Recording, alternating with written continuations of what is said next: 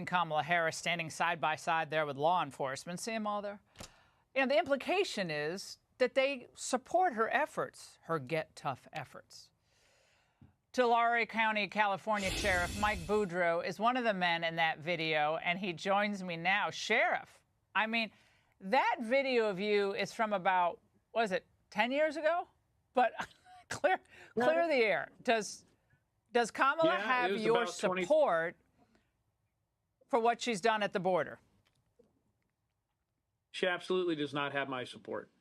Here in California, we want a leader who's going to support law enforcement. As you know, she helped support BLM rioters trying to bail them out of jail. She was a huge supporter of defunding the police. When you get to that little task force there collecting that methamphetamine, it was a lot of local law enforcement working hard to bring the drugs off the streets. In that particular situation, she came in, she didn't even shake law enforcement's hand, she did the soundbite, and she left. What we need to do is make sure that we have a leader who's going to support law enforcement. I couldn't, in good faith, standing there alongside my colleagues, remotely give the implication that we were supporting Kamala Harris. And to note, during that time, if you research just a little bit, when she was the Attorney General under Governor Brown, she removed over 50 different task force from Bureau of Narcotic Enforcement under her command. And so that's not a leader we need for law enforcement. We need someone who's going to stand behind law enforcement, just like Donald Trump does. So your message to her campaign in featuring you in that ad tonight is what? Take it down? Well, first off, the ad itself is deceptive. It's not giving the proper and truthful outlook as to us behind there supporting. If you take a look at the pictures, you can definitely see the disdain on our faces. Take a close look. We were truly disgusted at the fact she came in for a photo op and left. So that picture there is deceptive.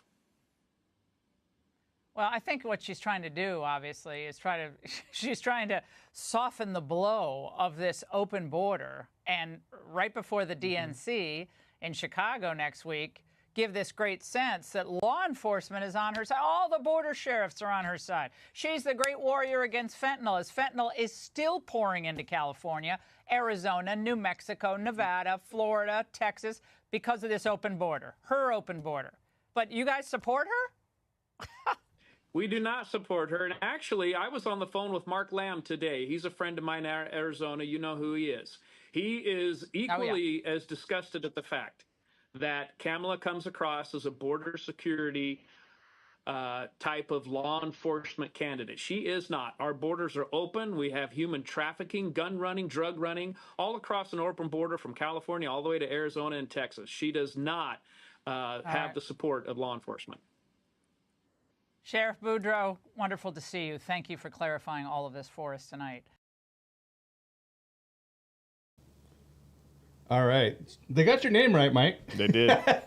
So want to welcome all you guys that are out there watching 511 family. Love being here with, I gotta say, I hope Donnie doesn't get mad at me for saying this, but not my sheriff, but my favorite sheriff. There we go. That's all right. Mike Boudreaux. We can let Youngblood know that. I'm sure, but you know he won't do stuff like this. No, no, he doesn't like doing media appearances. He does good interviews. He's a smart man, but catching the media side, he doesn't do it as often. But he does a great job as sheriff of Kern County. No disrespect there, and I know he's a friend of yours. He is. So anyway, guys, welcome to the show. We're gonna talk about a lot of stuff. Just kind of go over what's been going on in the past couple weeks. Update with Mike, and we do have to make an announcement. We got Mike's podcast just about to launch, and we're gonna come to you guys very soon with a date. But if you want to know more about when that's releasing, you can go over to our website and sign up for email 511media.co, or you can follow Mike on Instagram. Yep. Right. 6 Point Gold Star. 6 Point Gold Star. Yeah.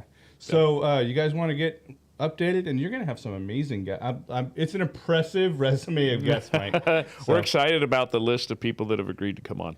Yeah, absolutely. So I think at this point it's almost inevitable Trump's going to win, right? I think Trump's going to win. I mean, there's a lot going on in the country right now, and I think there's a lot of anxiety with anticipation with what's coming. I think it's going to get ugly as we get close because I think the other side is really struggling.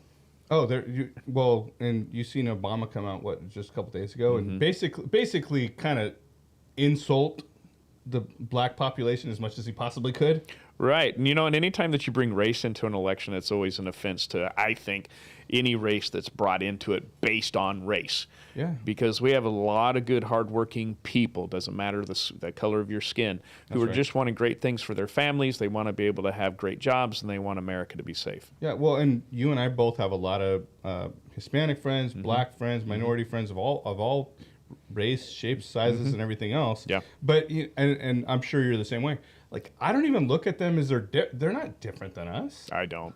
Yeah, I have. In our area, I mean, we're 64% Hispanic, Latino the descent. farming valley of California. Yeah, and so we have a black community, we have a Hispanic community, we have an Asian community, and if you were raised in the Central San Joaquin Valley, there has never been a sense of anything related to race. It's all about people, and when you bring that into it, I think that you offend the race. Right. Well, I think it's so interesting how the left likes to point their finger and say, "See, those guys are racist," and but then you look at everything they do and everything they've done, and it's like they're doing the things that they're pointing their fingers at us for doing. Well, and when it's all about getting the vote and staying in position of power. Yeah. And I ran for Congress, I've ran for sheriff, and I've been in elections, and there is nothing that people won't do in an effort to deceive, in an effort to garnish that vote. And if they can get to the heart of the emotion of somebody and obtain that vote, they're going to do it. And it's unfortunate to see that. It gets very ugly sometimes, but I think it's turning on them. I think it's flipping. I think that strategy is flipping because we have people within the black community, the Latino community, they go, wait a minute. This isn't about our race. This is about our families. Right. And that's why it's turning in a negative form. I think the biggest issue that obviously the border, the national security, but the biggest issue everyone's looking at going into this election, and like literally under 3 weeks now. As of yesterday was 3 weeks. Today's less than 3 weeks. It's 20 days. Putting food on the table. Yeah. Putting gas in the car. Like, you can't afford to go to work. You can't afford, like, you can barely afford. And I don't know if you saw this, Mike. We talked about this on the show yesterday. Gavin Newsom came out. This was a while back, but he tried to say, so, I've done a lot with the electrical prices, and electrical's down from what it was a year ago. Like, what? What do you, maybe for some of us that have solar, but I know my electrical's not down. When it comes to our economy and the energy and what we need to do for Californians, not even just across the country, but you have to have oil. You're going to have oil. And I think that there's a balance in some arenas for electric vehicles, but you're not going to be able to have the entire state of California run on electric vehicles. You have to have diesel. You're going to have the ability to transport goods back and forth. But more importantly, you're going to have people who are working to transport those goods and prepare those goods and grow that food and be able to financially support those families within themselves in an economy that's truly depleting so quickly that people are having to decide between gas and milk. Right. And that's a shame. Yeah. And like, you're going down to San Diego today, and that's what, a 4.5, 5 hour drive roughly, depending on traffic. Yeah. And you got to stop like 2 times between here and there for like 20, 30 minutes to charge your car?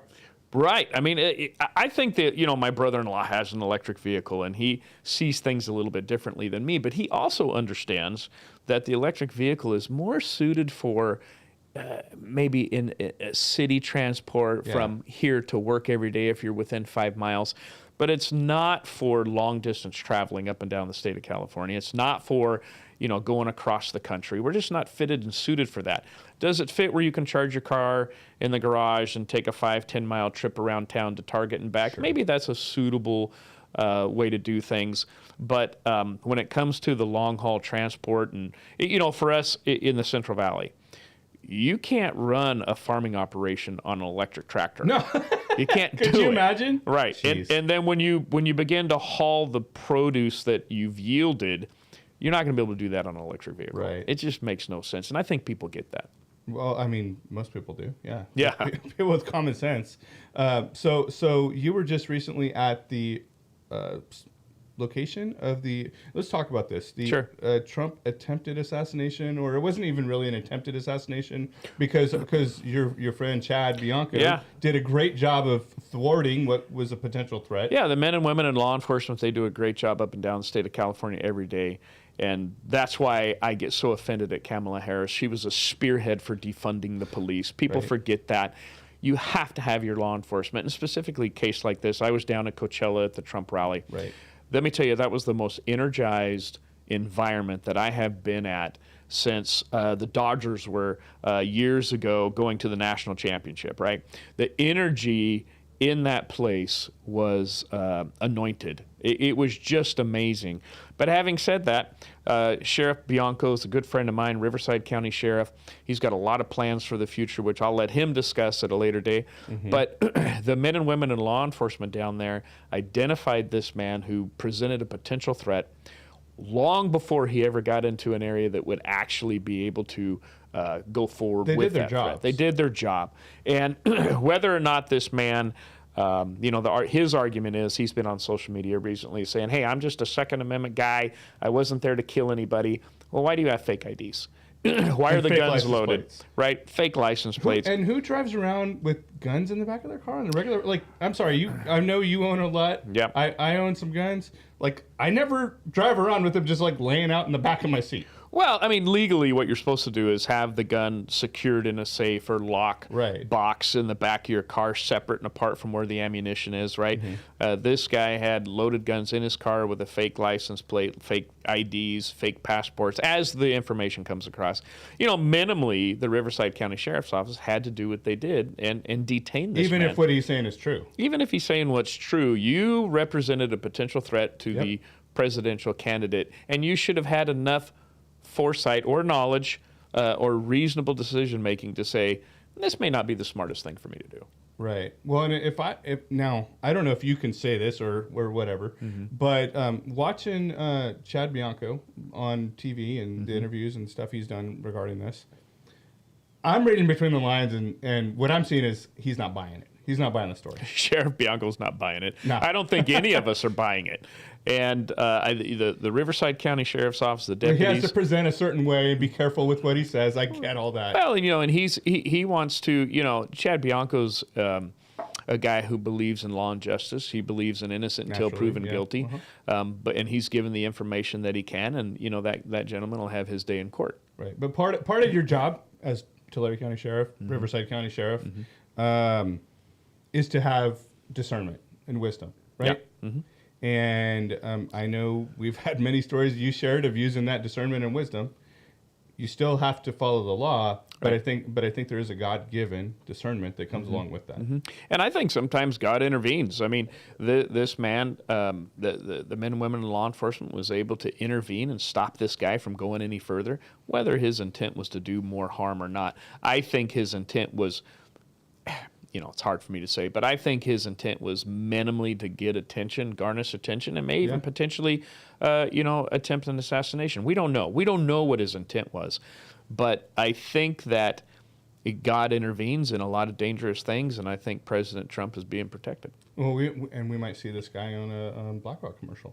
Yeah. Well, the other two were in BlackRock, and then, it'd be so funny. I say funny, but scary, ironic, scary that if in fact this guy was somehow connected to BlackRock.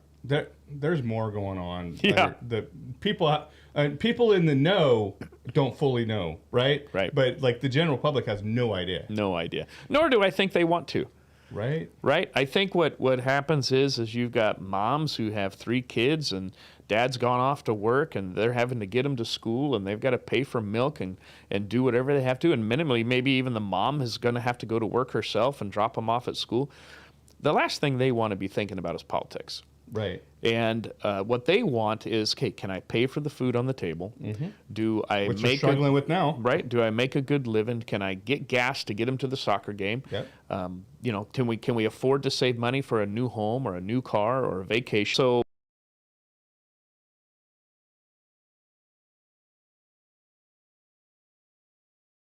every day. And she, because of the nature of the business we're in and the work we do, she has to be more into paying attention to politics stuff than I think she really wants to be. And she's like, how do you talk about this stuff and see this stuff all the time? And would love your opinion on this too, Mike. I have my own, way of dealing with it. But she's like, how do you do this without being mad or like, tense all the time?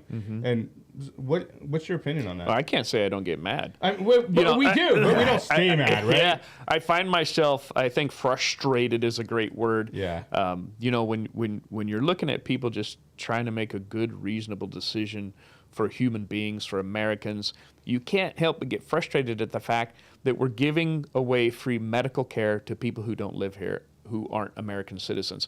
We're allowing people to vote and make decisions for American citizens from people who aren't American citizens. How can we allow those coming in illegally into this country, allowing them to vote as a non-citizen, which impacts citizens, right? Yeah. And so when you hear about New York and California trying to allow or getting to allow non-citizens to vote, you can't help but get frustrated, angry, and you push back on that. So, when you say, how do you handle it? I think that we, in this business, your business, my business, information sharing, that we want people to be aware of what's happening. Yeah. Uh-huh. And the real reason you're on these shows and that I'm starting my show is that we want to educate Californians. We want to educate people who are voters. We want to educate moms, dads, working hard each and every day. Why can't I pay for milk? Well, the people we have in elected positions have made decisions that are impacting your ability to buy milk. And so back to your original question, how do you deal with it? Well, you have to stand up and fight and then push down the anger and try to bring the information out in a logical way where it resonates with the listener. Yeah. Well, and I deal with it every day. So Yeah. for me, I'm like, well, I can get mad without internalizing it.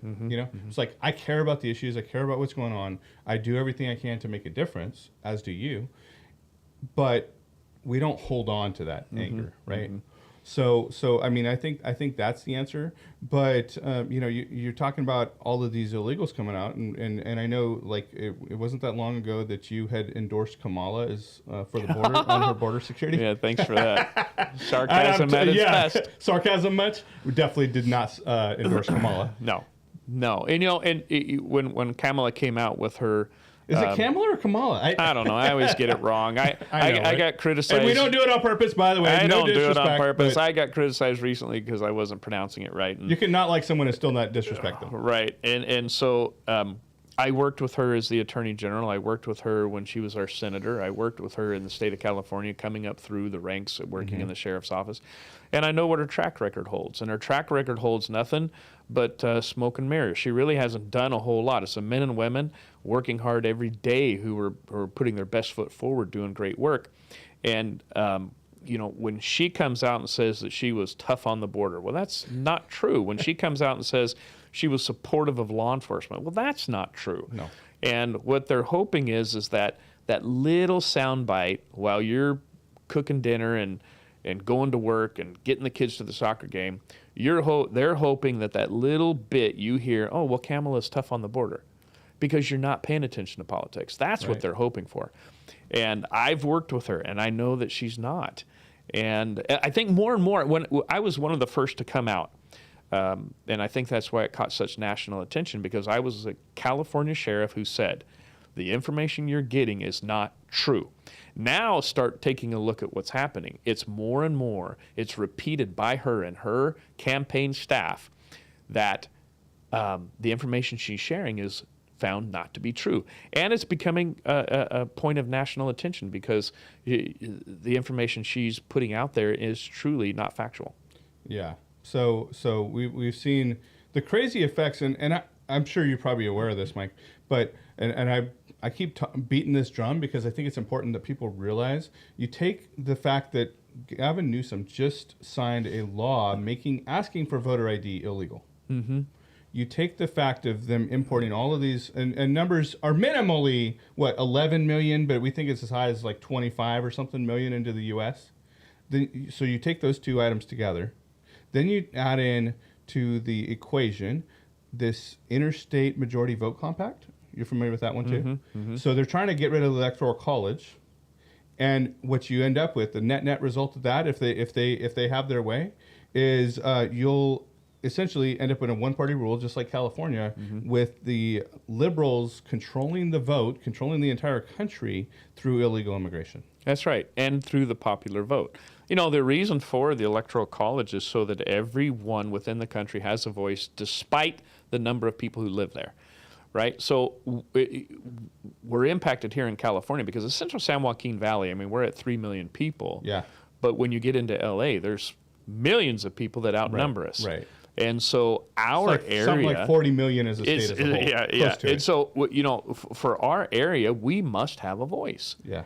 But L.A. and San Diego and San Francisco outnumber us oftentimes. But what I'm finding is, because on my social media, is I put out a post that says, hey, California, tell me where you're from and that you're supporting Trump.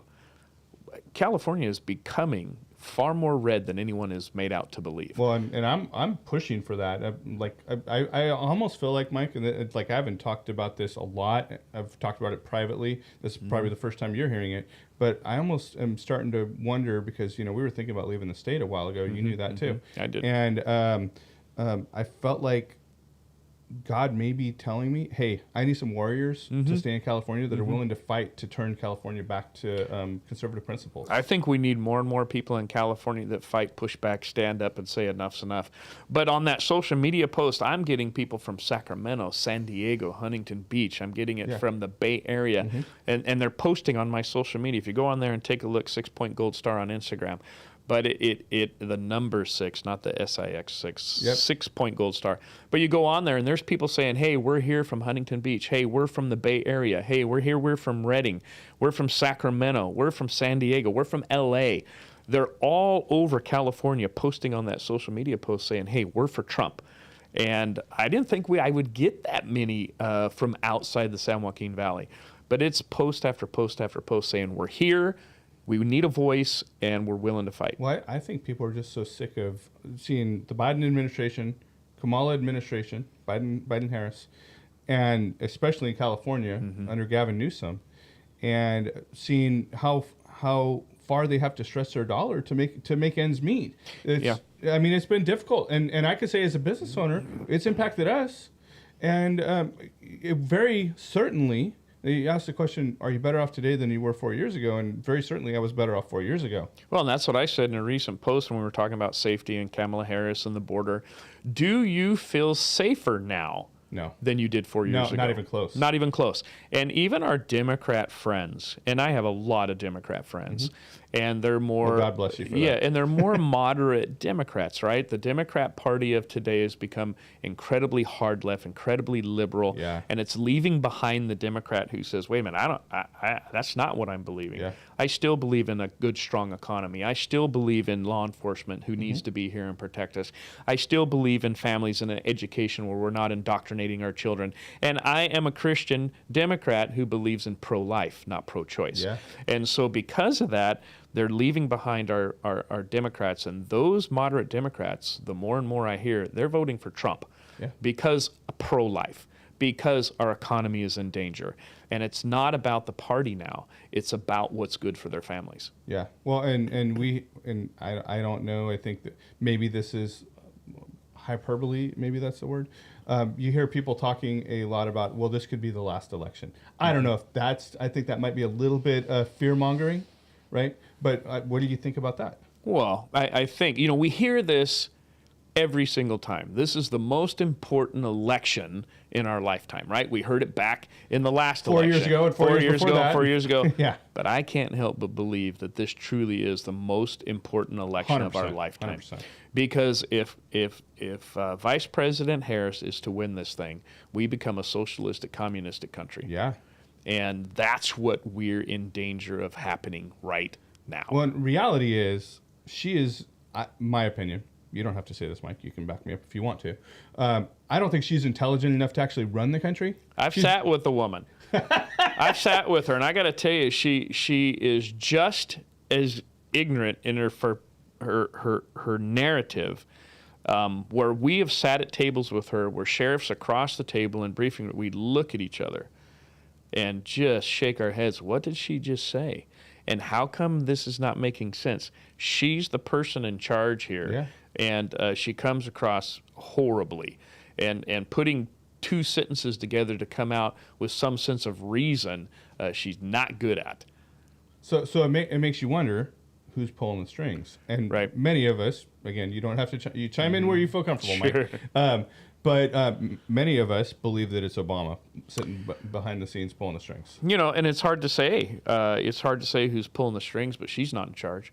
And quite frankly, Biden was never in charge. Who is it? I've heard the Obama third term, stuff, and none of that's ever been proven. But quite frankly, there's someone behind the scenes that's running this country. Well, I think there's actually someone behind Obama too. I don't even could be. I mean, there could be. But what I can tell you is Biden's not running this country, and he's our president. Right. Where's he been? Where has he been? You know, and what you want is a leader that stands up and says, "Look, we're here to protect you. We're here to make sure that our allies are protected. We're here to make sure the world knows that if you push back against us, we're going to push back against you. I'm the guy in charge to make our economy strong and healthy. I'm the guy in charge that's going to, bring our gas prices down, that you're going to be able to afford milk like we talked about earlier in the segment. And eggs. And so that's not happening. In my agency, if I as the sheriff was never to be seen, and no one knew who the leader was, you don't have anyone who is spearheading, and you feel empty, right? And right now, I, as an American citizen, feel empty. We don't have a leader in position. And quite frankly, I think most people are looking to Trump now as he's already our leader. Yeah. And I think I think that's why there's such a red wave. I mean, he's leading actively now, more so than Biden has done even over the last 4 years, let alone the past 6 months. And people need a leader. They need someone who's in charge. And that's just, and I think that's why he has such momentum right now, because they go, that's our leader. I may not like him. I may not like what he has to say. I may not like what his past holds, but here's what his future holds for us, and he's our leader. That's what I think's happening. Right. Yeah. Well, and I know that I think a lot of people feel very strongly about this upcoming election. Mm-hmm. The only thing that is the big question mark, and I don't think they'll get away with it like they did 4 years ago. Mm-hmm. The big question mark is in election integrity. Yeah. Right. So and I want to first talk about California in that, because I think that California lacks election integrity. Absolutely does. You know, I don't know how. How do you have to have a hunting license, a driving license? Yeah. You have to show through ID that you're over 21 to buy alcohol, over 18, I think it is, to buy cigarettes. You have all these regulations on so many things, but when it goes to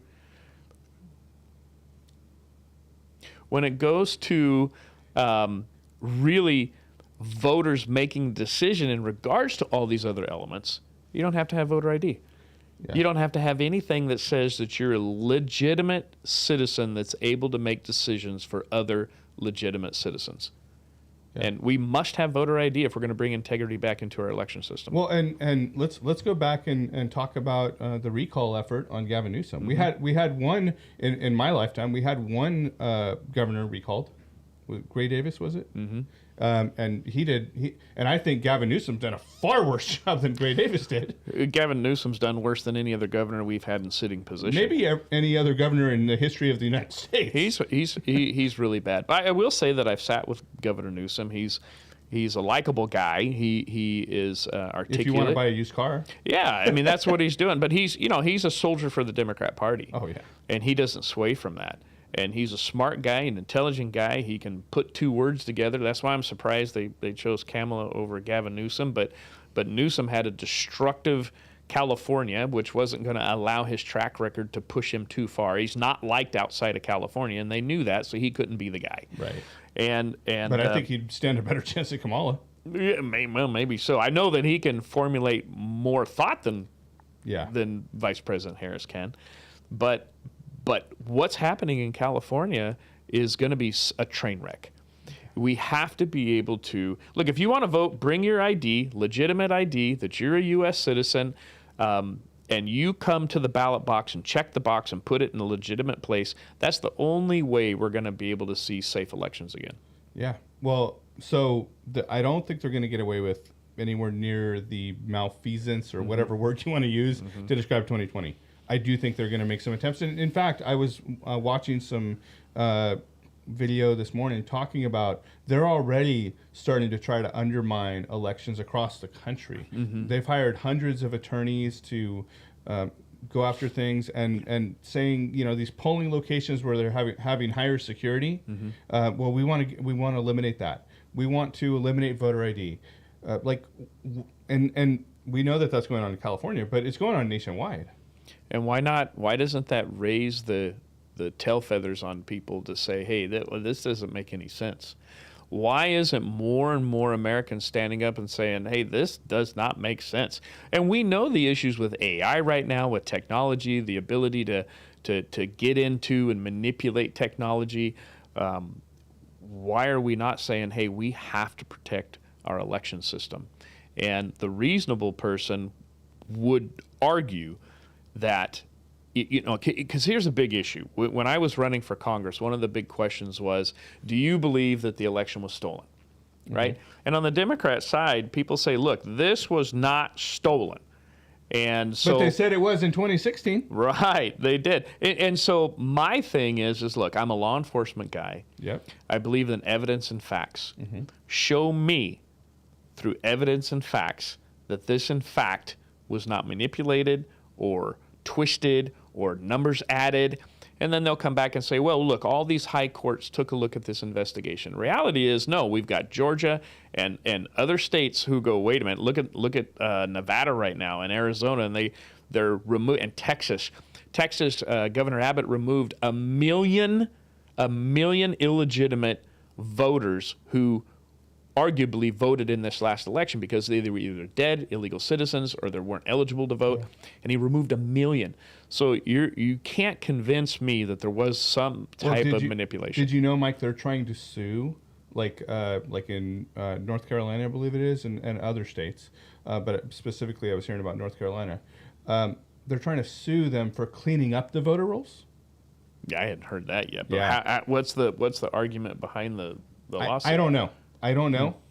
So this was just something. To call a spade, it was something I saw on social media. So we can't believe everything we see on social media. Right. But I do think that there's some basis to this. Of course, where there's smoke, there's fire. Right. And if you don't want a fire, then make it clean. Right. Voter ID, or at least minimally a valid California driver's license or state driver's license or state ID that says you are an American citizen. And then you get to vote. Now, I do understand that there's some elderly and those who can't get out of their homes to go downtown and go to the ballot box. And maybe there's some argument to a mail-in ballot in that regard. I think that can be cleaned up. But for those who are able, you need to go down to the ballot box and drop your ballot in. I like that. I'm glad you confirmed that, because that's what I thought too. Yeah. And I'm a big opponent to this electronic voting because full disclosure, I've run an IT company for 20 years. Not that we ever do anything malicious or illegal or anything like that, but I've witnessed to it and have to clean up from it many times. Yeah. And we know that these types of things can be manipulated by bad actors, let alone if they're government sponsored.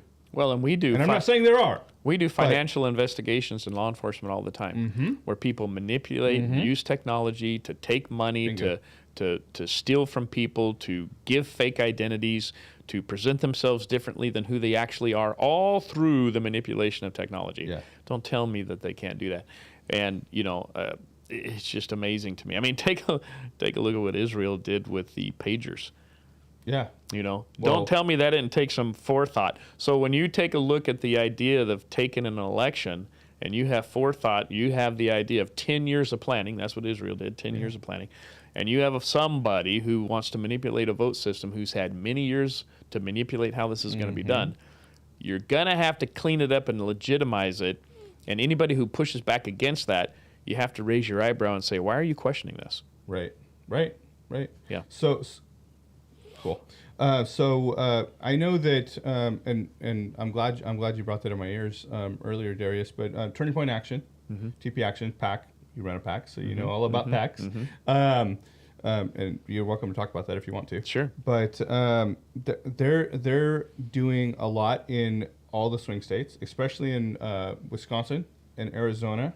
And so if you guys want to get involved, that's one way you can get involved and help out with the election efforts, because those are the states that matter, or a couple of them. There's several, but I think Trump's winning in Pennsylvania. I think he's winning in Michigan, and especially if you take the hurricanes into consideration, I think Georgia's going to be a landslide.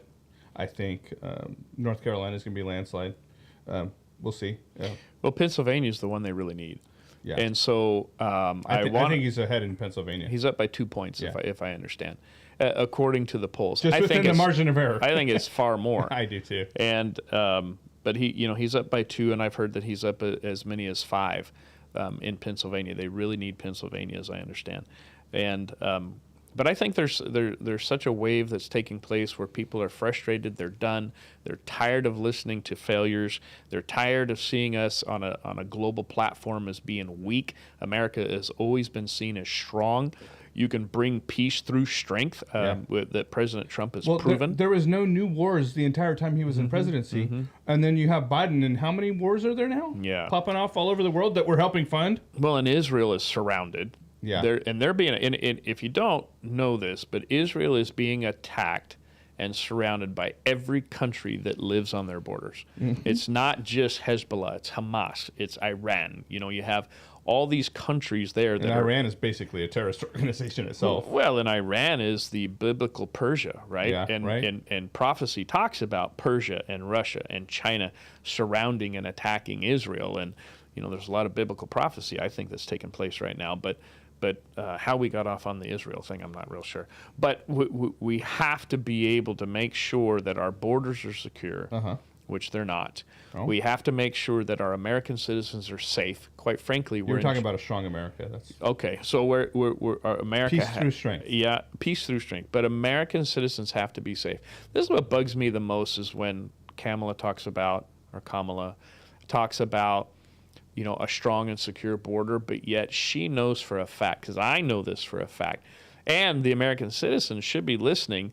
It's not a matter of when we will be attacked. If we will be attacked. It's a matter of when we will be attacked by terrorists. And that in of itself many of them are coming in through the open borders. And that in of itself, we should be locking down our border because of that. And here's the other thing. America is used to small wars. What I mean by that is timelines. World War II was over in less than 10 years. Yeah. All these wars that we've had have been short wars. And you say, no, Sheriff, it was so long. Yeah, it is long in our eyes. Right. But these other countries are used to 400-year wars, 500-year wars. Right. That's what they're used to. And right now, you may say, well, these people coming across the border, we think we got a pretty good hold on it. But they have children. They have families.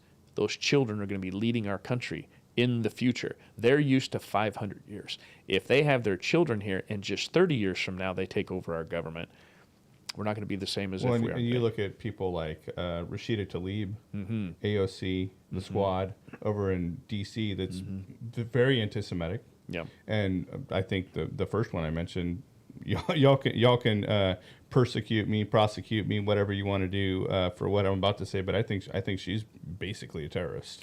Well, I think that anybody who is anti-America, anti-Israel, needs to be put in check or removed. Yeah. Because we are considered the second Israel, America.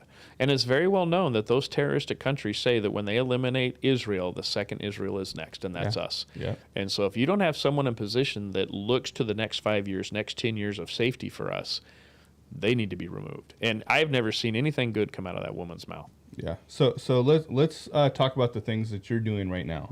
So we mentioned the what is it? Golden State Justice PAC. We're about to come up with a podcast in the next week or two. Yep. You're going down to San Diego for a sheriff's convention. Let's talk about what's going on in your life in general. Lots going on. I mean, Golden State Justice is a platform that we're launching not only with the podcast, thanks to you and your team. We're hoping that within the next week, if not 2 weeks, we'll make sure that everyone's aware. That's going to talk about California government. That's going to talk about the impacts of politics in America and the safety of Americans. We're going to have victims of crime that will be coming on, talking about the impacts of failed legislation that have impacted their families.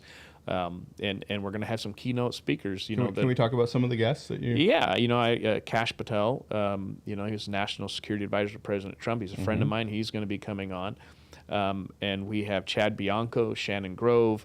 There's a lot of people in government that will be coming on and hopefully educating Californians as to what we're doing in California and across the country. And so we're excited about a lot of the guests that will be coming on, and with more and more, right? Yeah. You got this tagline or whatever: "Make California golden again." Make California golden again. Yeah. And I think that we can get there. California is the biggest and most beautiful state in America. We have Sierra Nevada mountains. We have water from north end to the south end. We have San Diego across the border, up and down the coast.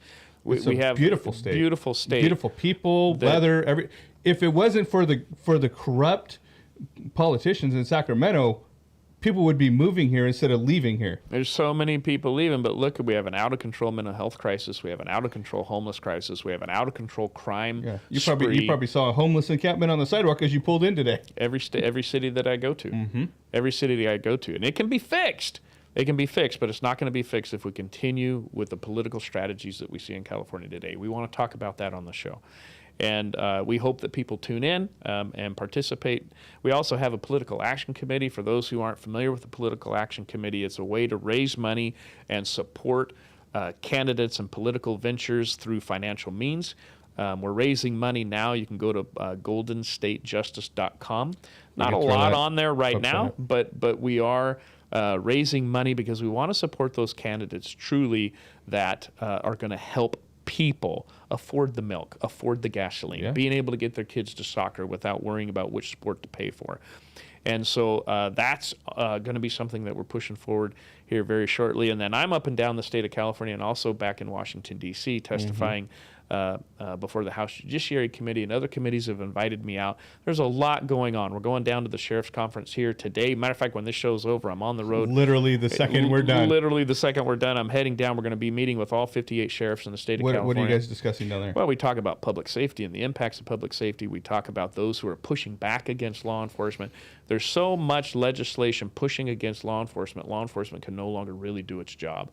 And the hard part is that when we do arrest people and sentence people, because our elected officials have put things into place that don't hold criminals accountable anymore.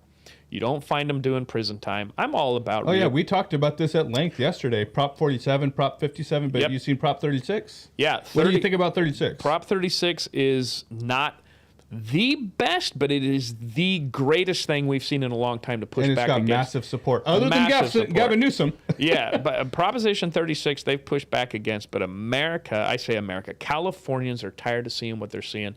Prop 36 will be one of those things that passes, and we really want people to make sure that they vote yes on Prop 36. Yes, That's vote yes on Prop 36. Yes, that is going to hold. Law enforcement all up and down the state of California supports 36. And we're really going to do some great things. Do we have a resource, Mike, that people can look at, like recommended voting or anything like that? You go to Golden State Justice, and I have a voter guide on there. Boom, look at that. And it'll tell you. I didn't know that, but I'm not surprised. Yeah, a voter guide on who to vote for in some elected positions as well as the propositions in California. There's going to be a lot of that on Golden State Justice, our podcast. We're going to talk about a lot of things. Well, what we want to do, too, is we're going to invite the opposition to these shows and tell us, why are you thinking the way you're thinking? Yeah. I love that. I doubt they'll be gone or doubt they accept it, but we're going to offer it. And they're welcome to come on our show, this show too. Yeah, come on and explain to us why you feel. What's wrong with you? That's right. That's really explain to me why you feel that law enforcement should be defunded. Exactly. Right? So a lot of good things going on. And again, we're going to be heading down to San Diego, talking to a lot of sheriffs. And we're trying to bring justice back to victims and make California golden again. Yeah, yeah. I want to make California red again. Yeah. But anyway, guys, thanks for watching. I want to thank you, Mike, for being in here with us, always being a great supporter of 511, part of our extended family and team. Thank you guys for supporting us as well. Have a great day. God bless.